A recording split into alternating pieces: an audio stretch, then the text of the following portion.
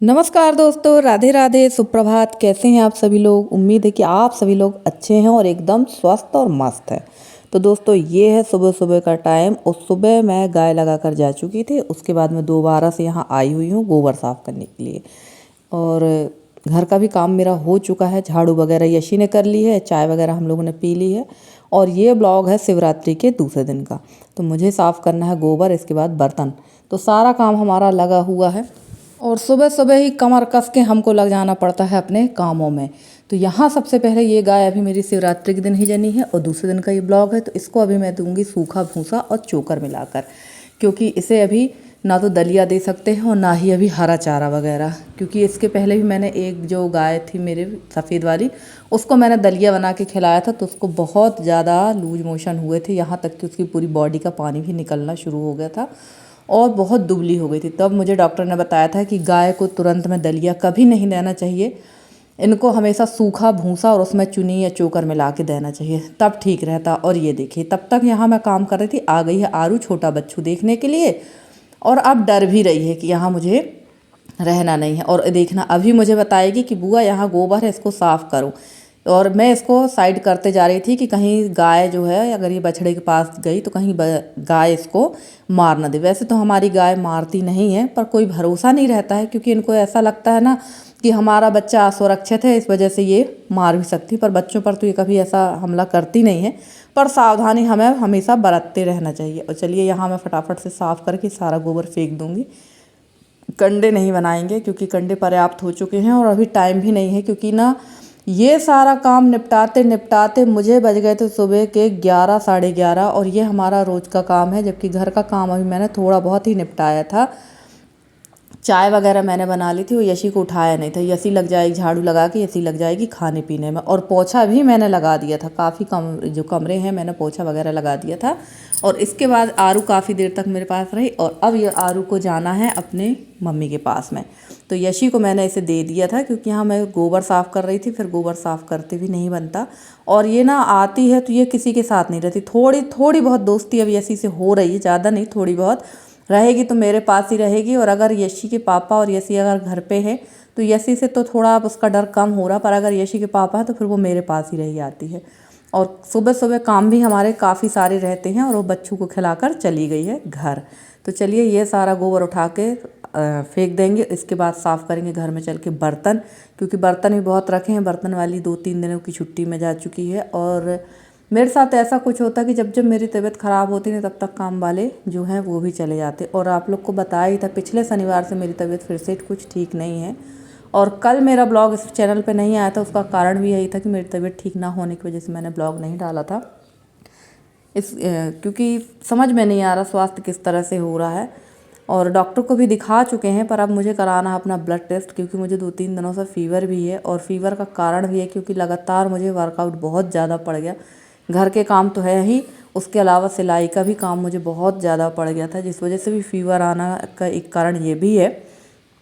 और हमारे यहाँ मैंने बताया कि जब भी काम ज़्यादा रहेगा या मेरी तबीयत ख़राब रहेगी तो हमारी जो काम वाली है वो पहले ही 1-2 उसका ऐसा अर्जेंट काम आ जाता है कि आप मना नहीं कर सकते हैं, वो चली जाएगी।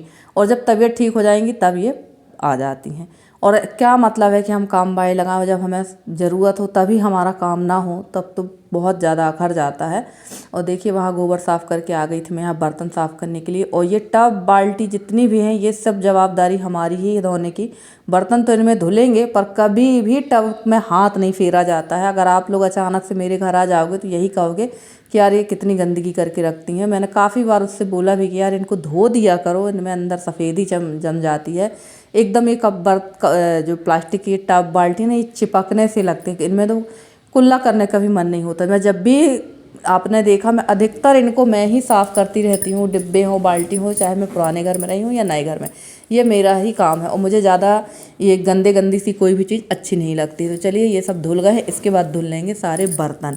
और बर्तन धुलने के बाद यहाँ पर मैं वाइपर मार दूँगी, क्योंकि यहाँ बहुत ज़्यादा गंदा हो जाता है। तो वाइपर से साफ़ कर देंगे और फिर लगेंगे अगले काम पर। और हमारे कल के ब्लॉग में हमारी किरण दीदी ने कमेंट किया है कि निधि, तुम मेरे कमेंट का जवाब नहीं दे रही हो। तो नहीं दीदी, हमने आपके कमेंट का जवाब वीडियो के ज़रिए दिया है और कल भी मैंने आपका जवाब दिया है, बट ना अभी स्वास्थ्य ठीक नहीं है मेरा 6-7 दिनों से। तो मैं किसी के कमेंट का रिप्लाई नहीं दे पा रही हूँ। और कल मेरे चैनल पर मुझे ये ध्यान नहीं है कि मेरे इस चैनल पर कमेंट आया है या दूसरे चैनल पर। उनका नाम है प्रीति रैकवार। उन्होंने कमेंट किया है कि मैं बहुत परेशान हूँ, मुझे लगने लगा कि मैं आत्महत्या कर लूँ, मेरी समझ में नहीं आ रहा मैं क्या करूँ, बस बच्चों के कारण मैं शांत हो जाती हूँ। तो आपसे एक बात कहूँगी बहन, लाइफ में ना सबको कष्ट होता है। आपको ऐसा लगता है कि नहीं हमारी लाइफ बहुत अच्छी है, ऐसा नहीं, हम उस कष्ट से निकल चुके हैं, है ना।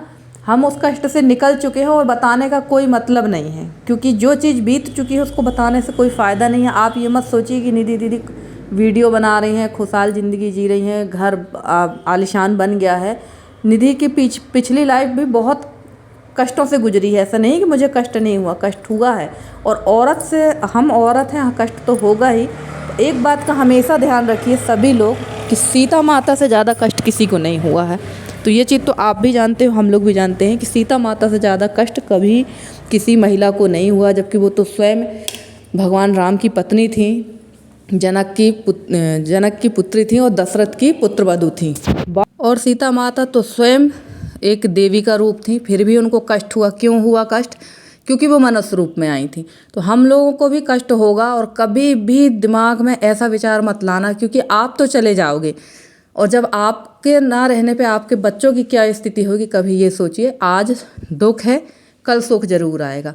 धीरज रखिए, भगवान का स्मरण करिए, सारे चीज़ें बदलती हैं, समय बदलता है। इस चीज़ का अनुभव मैंने भी किया है। जब आपका बुरा वक्त होता है ना, तो सब लोग आपका साथ छोड़ देते हैं। सब लोग आपके मुंह पे तो आपसे बहुत अच्छी बात करेंगे और पीठ पीछे आपके अपोजिट ही बताएंगे। तो ये सारे अनुभव मेरी लाइफ के हैं। ऐसा नहीं है कि मेरे साथ मैं हमेशा से ऐसी ही रही हूँ। मैंने भी बहुत संघर्ष किया है और बहुत कष्ट उठाया है और बहुत कंप्रोमाइज़ किया, तब जाके मैंने ये दिन देखे हैं। तो बिल्कुल कभी भी आत्महत्या वाला जो सवाल आपने किया है, जब बोला है, सोचा है, कभी ऐसा मत सोचिए। ज़िंदगी एक बार मिलती है, बहुत अच्छे से जियो यार। लोगों का क्या है, लोग तो कहते रहते, कहने दो लोगों को, है ना। बस हमें कुछ किसी का गलत नहीं करना है, किसी के साथ में हमें ऐसी चीज़ें ना करें जो हमें बाद में वही चीज़ हमें मिले, क्योंकि कहते हैं मनुष्य जो बोता है वही काटता है। तो अच्छा सबके साथ करिए। अच्छाई कभी भी खाली नहीं जाती, आज तुरंत नहीं मिलेगा, पर कहीं ना कहीं किसी ना किसी दूसरे रूप में वो आपको उसका परिणाम जरूर मिलेगा। तो देखिए, आपसे बात करते करते मैंने कर ली है चूल्हे की लिपाई, क्योंकि काफ़ी दिनों के बाद चूल्हे की लिपाई हुई है। और एक दिन पहले मैंने यहाँ बनाया था फलाहार। और व्रत हो या व्रत का दूसरा तीसरा दिन हो, काम तो हमारे कभी ख़त्म होना ही नहीं है। और आज मेरे ना बहुत सारे छोटे मोटे काम थे। और यहाँ मैंने चूल्हा इसलिए जलाया है क्योंकि शिवरात्रि के दिन हमारी गाय जन गई थी, तो सुबह मैंने गाय लगाई नहीं थी। और अभी मैंने जो है सुबह, यानी शिवरात्रि के दूसरे दिन सुबह मैंने गाय लगाई थी। तो थोड़ी सी मुझे बनाना है तेली, उसके अलावा बनाना है गाय के लिए काढ़ा। और तेली मैं थोड़ी ही बना कर रखूँगी, क्योंकि ना कोई खाएगा भी नहीं। और थोड़ा सा सबसे पहले ना ये देना पड़ता है हमारी सार में, जो हमारे सार के भगवान होते हैं, देवी देवता होते हैं, उनमें छिटकना पड़ेगा। और गाय को खिलाएंगे और गाय के बछड़े को खिलाएंगे थोड़ी सी। और को तो कोई खाने वाला है नहीं, ना यशी को खाना, ना यशी के पापा को खाना। तो ज़्यादातर ऐसा मैं तेली में दे देती हूँ बछड़े को ही पिला देती हूँ। बहुत कम लगा रही हूँ, थोड़ा थोड़ा ही लगा रहे हैं। और अभी गाय को ज़्यादा अच्छे से डाइट भी नहीं मिल पा रही है, तो दूध भी उसका कम है। यहाँ मैंने रख दिया काढ़ा गाय के लिए, क्योंकि अभी और कुछ तो देना नहीं है। तो इसमें डाल दिया मैंने गुड़, अजवाइन, मेथी, 2-4 कढ़ोरी बरी और पानी। तो चलिए, तब तक यहाँ मैं ये काम कर रही थी, ये आ गए थे भैया। तो इनसे मैं ले लेती हूँ हल्दी। ये हल्दी लेकर आए हैं और हल्दी मिली है मुझे 180 रुपये किलो के हिसाब से। तो मैंने ली है 3 किलो हल्दी। वैसे तो हल्दी मेरे पास रखी हुई है, पर मैंने सोचा ले ही लेते हैं। तो 3 किलो हल्दी ले ली और 1 किलो ली है मैंने उड़द की धुली हुई दाल। तो ये सारी चीज़ें मैं लेकर रख लूँगी, क्योंकि उड़द की दाल धुली वाली यूज़ में आ जाती कभी कभार इडली वगैरह बनाने में। वैसे तो छिलके वाली दाल मेरे पास रखी हुई है, पर छिलके वाली दाल से उतना अच्छा कलर नहीं आता है इडली का, सफ़ेद कलर नहीं आता, थोड़ा सा कालापन आ जाता है। तो यहाँ मैं दाल ले रही थी। और ऐसा ही होता है, आप किसी काम में लगेंगे, सुबह टाइम अगर आपके पास कोई आता है ना, तो टाइम मतलब आपका कैसे ख़राब होता है वो आप ही समझ सकते हो। और यहाँ पर अभी हमारे यहाँ ना भूसा भी ढुल रहा है सार में, क्योंकि काफ़ी दिनों से मैं बता रही थी कि हमारे पुराने वाले घर में भूसा रखा हुआ, कोई लेबर नहीं मिल रही है। तो बड़ी मुश्किल से ही 2 लेबर मिली हैं। तो फिलहाल उन्हीं से हम लोगों ने सारा भूसा ढुलवा लिया है, क्योंकि उस घर में पूरा भूसा बहुत ज़्यादा ख़राब हुआ, हमारा थोड़ा नहीं बहुत ज़्यादा ख़राब हुआ है। गया घर शिफ्टिंग में तो थोड़ी बहुत नुकसान होता ही रहता है। तो चलिए यहाँ मैंने हल्दी ले ली थी, 1 किलो दाल ले ली है। और फरवरी से लेकर अप्रैल तक का ये जो महीना होते हैं ना, वो हम लोगों के लिए सारा साल भर का स्टोरेज करने का समय होता है। हम लोग पूरा जो अनाज है साल भर का, राशन पानी, गाय की राशन, सारी चीज़ें हम लोग साल भर की स्टोरेज करके ही रखते हैं। हम लोग पैकेट वाला सामान नहीं लेते हैं, हमेशा बताया है। और ये भैया लोग यहाँ पर भूसा ढोल रहे थे और मैं आ चुकी हूँ अंदर। और यशी लेके लगी हुई थी खाना बनाने में। तो यशी ने बनाई है लौकी की सब्जी, दाल तड़का, चावल। यशी से खाना तो बनने लगा है, बहुत अच्छे से बना लेती है, बट यशी रोटी बनाने में बहुत आगे पीछे होती है। 2-4 रोटी बनाएगी, उसके बाद कह देती भाई रोटी मैं नहीं बनाऊंगी। तो ऐसा ही होता है। जब हम लोग भी यशी के लोगों की उम्र में थे तो हम लोग भी ऐसे ही छुपते थे रोटी बनाने में हर कोई छुपता है।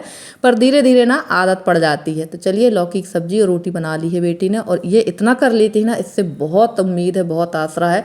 पर कभी कभी मुझे दुख भी होता है कि बताइए अभी इसके काम करने के दिन नहीं है, फिर भी इसको काम करना पड़ता है। पर ये मेरी दया देखकर ये बहुत कुछ मदद करवाने लगी है। और कभी कभी कहती भी है कि मम्मी जब मैं पुराने घर में थी तो कुछ भी काम नहीं करती थी, पर नए घर में आने के बाद मुझे बहुत काम होने लगा है।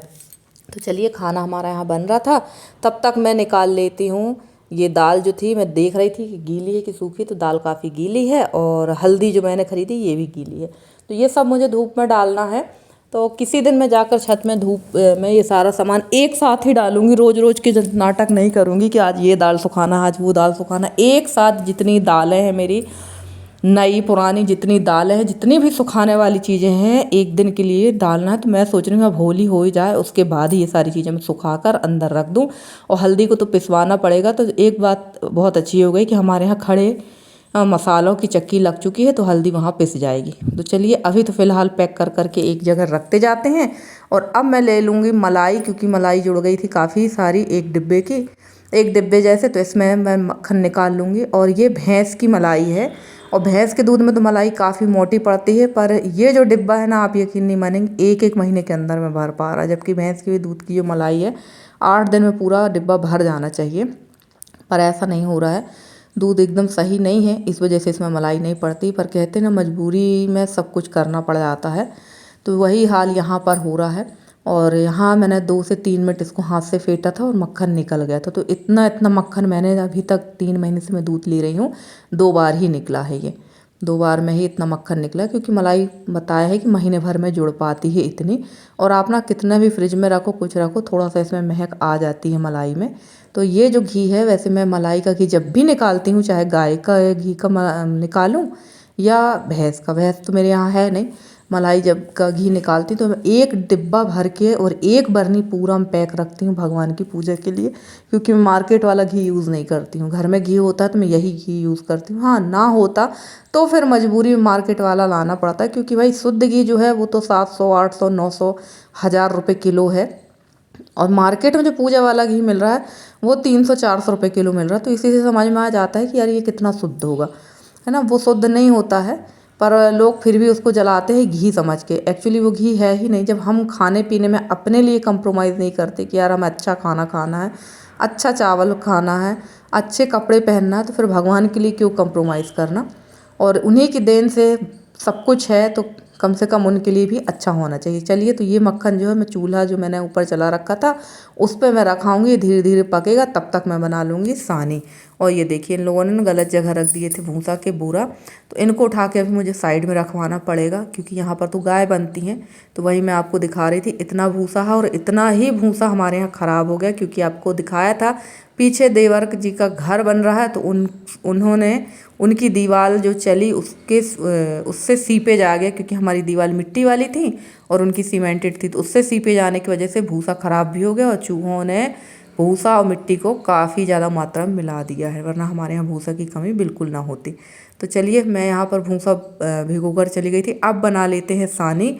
और लगभग टाइम हो गया था सुबह के 11 बजे का। बहुत सारे काम तो मैंने इसमें दिखाया भी नहीं है, क्योंकि एक बहन ने हमारी कमेंट किया था कि गांव की महिलाओं को इतने काम नहीं होते, शहर की महिलाओं को भी बहुत काम होते हैं।